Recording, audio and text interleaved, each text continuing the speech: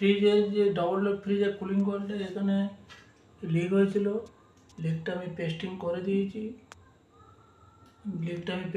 দিয়েছি। এখন আমি এখানে প্রেসার দিয়ে আর একবার লিকটা চেক করব। তো চলো লিকটা চেক করে। বন্ধুরা দেখতে পাচ্ছেন এখন আর লিক পাওয়া যায়নি, এটা আপাতত জলে ডোবানো আছে। এই দেখতে পাচ্ছেন, আবার জলে ডুবে দিলাম।